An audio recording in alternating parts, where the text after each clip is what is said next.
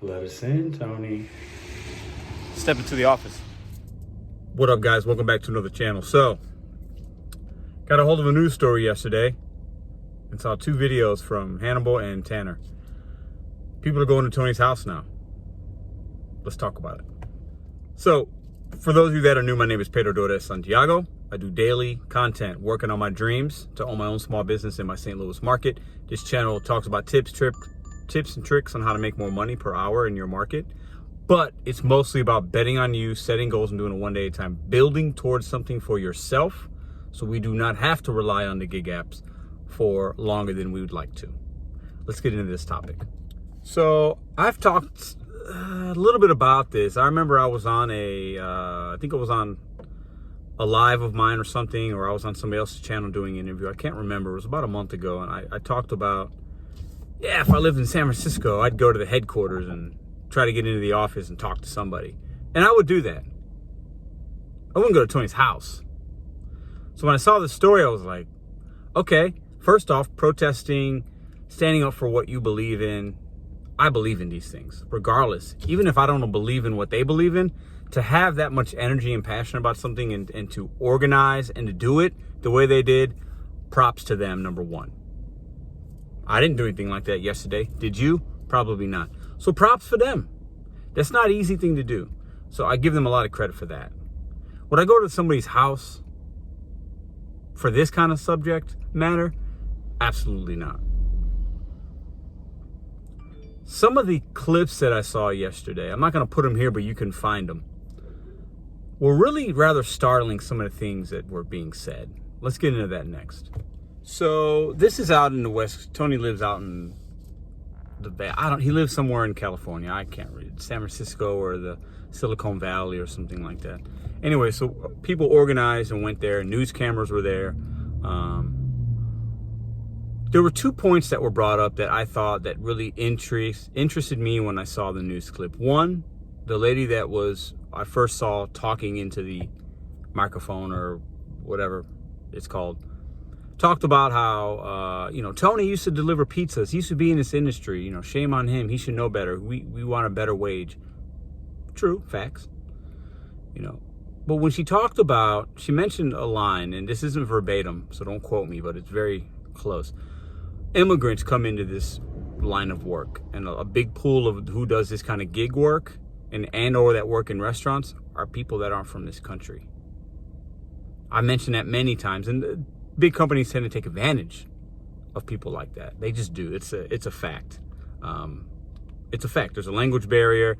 People that aren't from here tend to appreciate just what they can get based on the country they're coming from. Okay. So I won't get too political or too sappy with you guys, but I do believe that, and I've mentioned it many times. So that kind of resonated with me a little bit. But when the gentleman I saw got on the microphone and started talking about spread the wealth, I can't pay my rent, gas prices are high, I agree with that. It's crazy. They lower the base pay and gas prices are up. It's a bad look. But when he's kind of saying, I want more money because I can't take care of myself, I completely disagree with that. Now, I think what I want, I would talk about chip transparency if I went to the headquarters. I would talk about how the app can be a little safer for us as far as the buttons that we hit and things like that. Those are some of the things I would bring up. How I think they need to have a better relationship with merchants, not allow everybody on there, streamlining the system a little bit better. Those are my things I think we need. Do I need higher base pay? No. If I like it, I'll take more money. Anybody would. Not going to happen. Not going to ask for it. That's too much to ask for. So when he's saying I can't pay my bills and I can't pay my rent and spread the wealth, that particular guy that was protesting at the house that talked, he lost me there.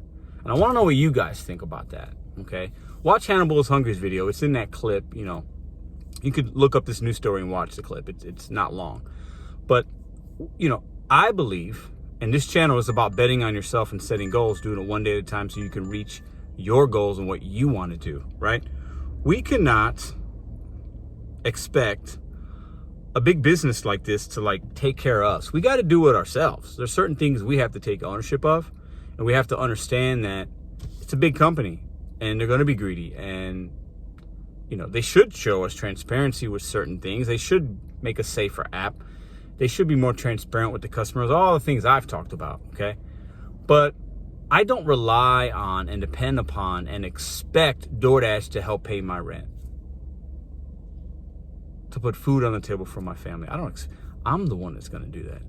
And regardless of what trash Kobe Bryant orders they throw my way, I will cipher and swim through and ride the wave and still make what I need to make. Now, some days are going to be better than others. Some days I might have to stay out an extra hour or two to hit that goal. But that's my choice. I set my price. I set my time. I don't want really or need benefits and a schedule. I don't want them to tell me when to work. I don't want to be an employee. I don't want them to say, well, you got to accept 80% or 70% of the offers, and then I'm delivering to bad areas or somebody that didn't tip and it's somebody that's running me crazy. Absolutely not. I want to be able to select what I want, when I want. And I feel like these people want to be employees. I'm not speaking for them. That's what I got from it. They want higher pay. They want more transparency. They want, a gas card to pay for gas, or they want to get paid per mile. That's an employee. That's an employee. We are not employees. Now, some might say we are, but we're misclassified. We're not independent contractors. We're not employees. We're somewhere in the middle. They want us to be independent contractors to keep their labor costs down. If they had to pay us an hourly wage, give us benefits, give us a gas stipend, give us per diem, give us all this stuff, they would crumble even quicker than I already think they are. I can't stress this enough. I do not want to be an employee for DoorDash. That scares me. Ooh, it scares me. It's bad enough I got to be an independent contractor or subcontractor, whatever you call it, because of the comical things that DoorDash and these other gig apps do. It's not just DoorDash exclusively, but that's where they went. This is the news articles about their CEO, Tony. But I want it to be more the way it is right now. I'd rather just get on here and talk to you guys, give you tips on what you could do, show you how to unassign a stacked order so you're not wasting time on a $2 delivery, showing you how to work your miles to money, how to deal with the merchants, things like that, how to work zones. Then I'd rather just do that and then complain a little bit about the Kobe Bryant orders and about how the app sometimes is glitchy than to be an employee and have them tell me, okay, your block's going to be Monday through Friday, 11 to 8. And we need you to take 70% of the orders, but here's a little bit of gas money, and then we're going to pay you 30 cents per mile. No, thank you very much. No, thank you. Now, to each his own. Some of these people that went there, like I said, kudos to you. You're fighting for your right and what you believe in. It's more than I did yesterday, so I'm not going to fault you for that. But, and their state, they're in Cali or whatever, it's different. They talked about the Prop 22. In St. Louis, I can make what I need to make. In your market, I think most of us can. Is it frustrating? Yeah, but that's why you got to have another app. Uber, Grubhub, Lyft, Roadie, Shipped, whatever it is, Dumpling. You got to have something else. But I cannot stress this enough.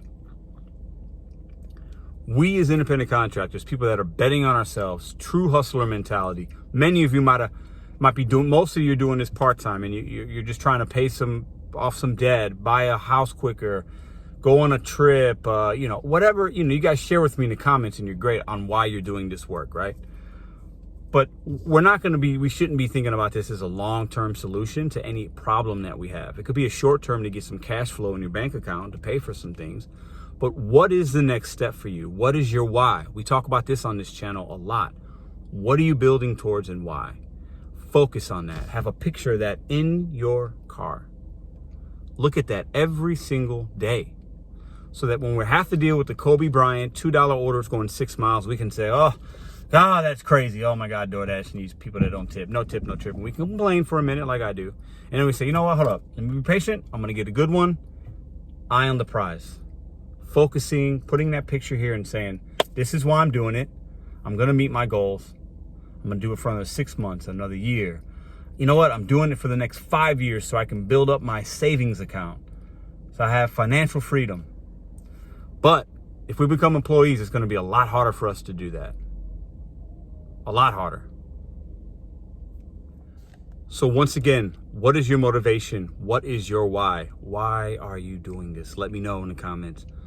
A lot of you have, and I read everything. Thank you for sharing that with us. But for those of you that don't know what that is yet, Think about it. You don't have to know now. Don't make something up. Your why is going to be different than anybody else's, and it should be. Your why is your why. It's up to you, right? It could be what others might consider small. It could be what others might consider too big of a dream. Screw those people. It's your why. What is your why? Why are you doing this? With gas prices the way they are, with all the trash offers they try to send us, car maintenance repair fees, you're going to have to spend on that. We got to put our own money away for taxes. We have no benefits. You have to be out here spending your time wisely and really thinking about it. And if it's not going the way you want, be willing to adapt.